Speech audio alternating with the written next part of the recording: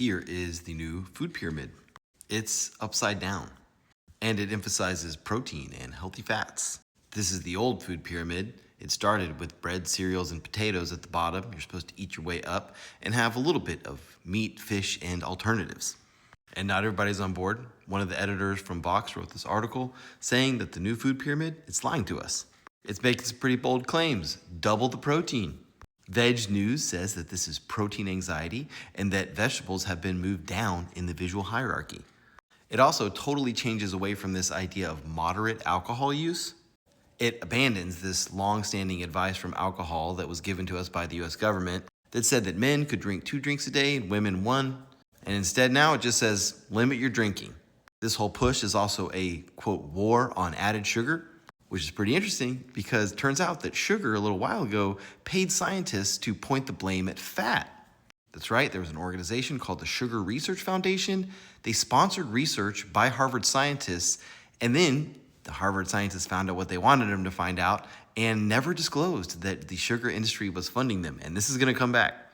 In fact, it turns out there's a lot of interests in the food pyramid because the food pyramid guides food policy and food industry regulation.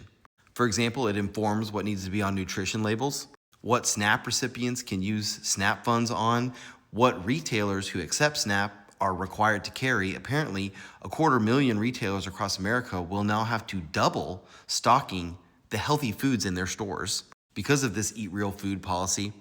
And it also has impacts on the National School Lunch Program. And that's going to come back too. So I looked into what's been happening with the food pyramid in the US before all this, and it's pretty interesting. There are a lot of people that say that the USDA just needs to be abolished because it promotes products that are bad for consumers and bad for the environment. And this was published during the Biden administration.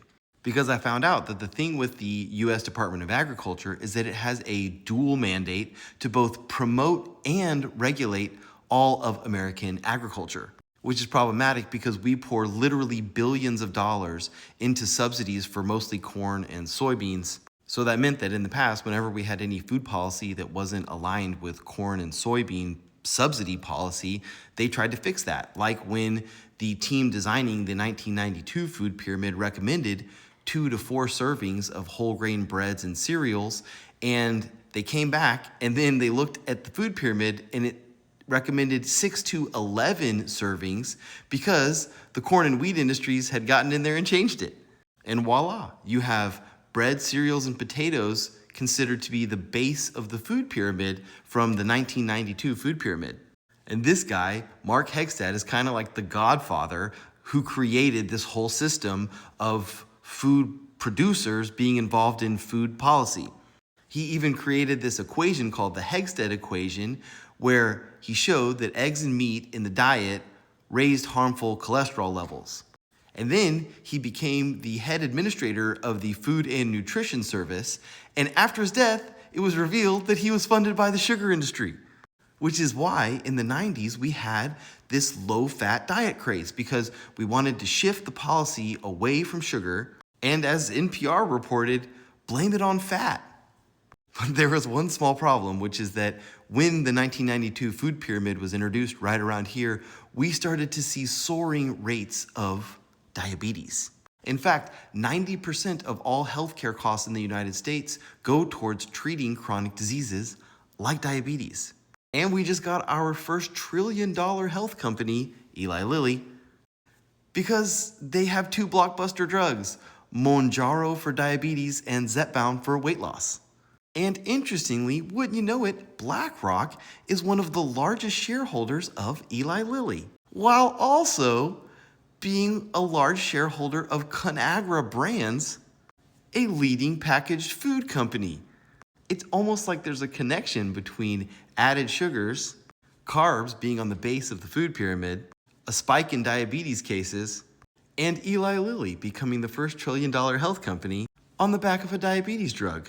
And in my research, it does seem like this new real food pyramid is built on top of this idea of a low insulin diet, this medical theory called carbohydrate insulin model of obesity. And there is evidence to support that increases in the consumption of carbohydrates promotes basically fat development. And it looks like the Make America Healthy Again squad is doing a lot to push out this low insulin diet to the United States. Dr. Oz is the head of the Centers for Medicare and Medicaid Services. This is a huge organization, a $1.7 trillion annual budget. They serve 160 million people with basically health insurance and health-related plans.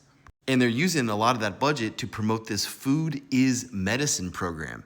So, for example, a lot of Medicaid recipients, so people who are retired, can get healthy food with Medicaid under the Food is Medicine Act.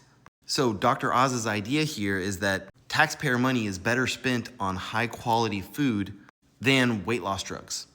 And this lady, Brooke Rollins, is the sitting Secretary of Agriculture. And apparently there's plans in the works to shift subsidies away from corn and soybeans to better support for family farmers and local healthy food initiatives. And that's $15 billion a year. Apparently, they're discussing supporting independent farmers, food and infrastructure programs, and promotion of scratch cooking for healthy school meals. And another interesting layer to all this is that this whole real food program is being rolled out by the new National Design Studio. The National Design Studio is the one who designed this image, because the White House published a presidential action related to improving our nation through better design. And interestingly, this whole initiative is led by the Airbnb co-founder, Joe Gebbia. He's now the chief design officer, and this guy is worth $8.3 billion. And I don't know if you know this, but Airbnb is famous for its design. So the National Design Studio, for instance, rolled out this website called realfood.gov. It is a beautiful website. So what do you think? Does any of this make you want to eat more real food?